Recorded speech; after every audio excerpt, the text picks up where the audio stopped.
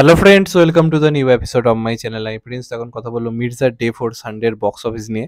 তাই বলেইছিলাম যে ডে 1 এর শুরুটা খুব একটা ভালো হয়নি এবং না হওয়াটাই স্বাভাবিক। আজকে তোমরা ভেবে দেখো, আজকে তো অঙ্কুশকে মানে সুপারস্টার তো আমরা কেউ বলতে পারবো না। সুপারস্টার হতে টাইম লাগবে। এবং আজকালকার দিনে যা পরিস্থিতিতে দাঁড়িয়েছে, যারা এই মোবাইল টোবাইল যুগের আগে যারা ছিল, যখন ধরুন মোবাইল বাড়েনি বা এই সমস্ত সমস্ত কিছু এত তাড়াতাড়ি মানে অ্যাভেলেবেল, এই সময়ের আগে যারা এসেছে তারাই কিন্তু সুপারস্টার হতে পেরেছে। লাস্ট ধরুন বলিউডের রণবীর কাপুর, সে যখন এসেছিল তখন কিন্তু এত মোবাইলের চড় বা এত চারপাশে সোশ্যাল মিডিয়া অ্যাক্টিভেশন কিন্তু ছিল না, যে কারণে কিন্তু রণবীর কাপুর কিন্তু বলা যেতে পারে লাস্ট সুপারস্টার। কিন্তু দেখুন বরুণ ধাওয়ান বলি, সিদ্ধার্থ মালহোত্রা বলি বা ওই যে জেনারেশনে যারা নতুন যারা এসছে, তারা কিন্তু এখন অব্দি কিন্তু সুপারস্টার হয়ে উঠতে পারেনি। আজকে আজকে আপনারা দেখুন শাহরুখ সালমানের একটা খারাপ সিনেমা যে বিজনেস করে, বরুণ ধাওয়ান বা সিদ্ধার্থ মালহোত্রা একটা ভালো সিনেমা কিন্তু বিজনেস করতে গিয়ে হিমশিম খায়। এই যে আজকে ধরুন যে সিনেমাটা এলো যোদ্ধা, বিজনেস কি করতে পারলো? করতে পারলো না। কিন্তু বলিউড কিন্তু কাজ করা কিন্তু থামাচ্ছে না, তারা কিন্তু ওদেরকে দিয়ে কিন্তু বড় বড় সিনেমা করিয়ে যাচ্ছে।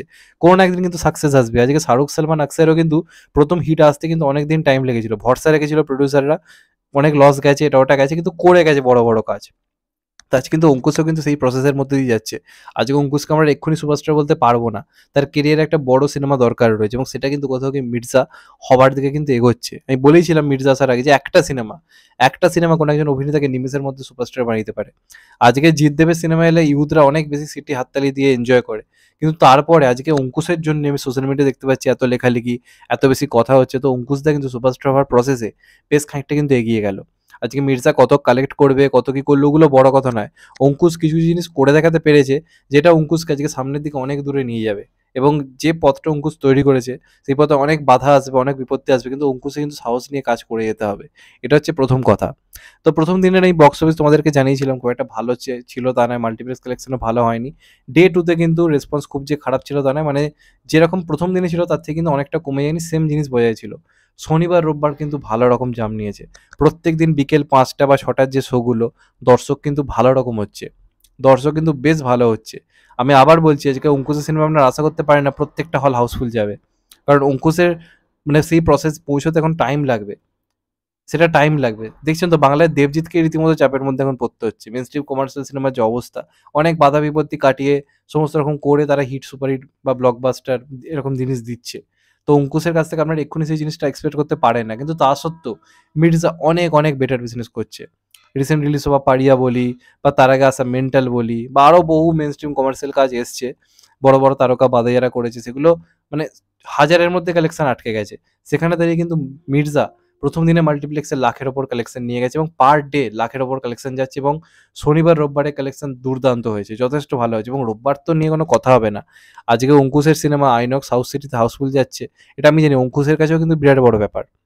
কারণ আজকে সিঙ্গেল স্ক্রিনে বাংলা কমার্শিয়াল সিনেমা ভিড় হচ্ছে না, সেখানে অঙ্কুশের সিনেমা লোক 250-300 টাকা টিকিট কেটে ভিড় করে দেখছে। লেক মলে রীতিমতো টিকিট কেটে ভিড় হয়ে রীতিমতো দেখছে। পিপার আপনি সন্ধ্যে 6টার শো রীতিমতো অলমোস্ট ফুল যাচ্ছে। এছাড়া নবীনা, তারপর ধরুন মিনার, আরও যে হলগুলো রয়েছে বিজুয়ালি, প্রত্যেকটাই কিন্তু কালকে রেসপন্স যথেষ্ট ভালো ছিল। অলমোস্ট ফুল প্রায় হয়েছে এবং কালকে প্রায় অকুপেন্সি কিন্তু যথেষ্ট ভালো ছিল। কালকে বেসিক্যালি রোববার ছিল প্লাস পয়লা বৈশাখ ছিল, সেটা রেসপন্স তো ছিল।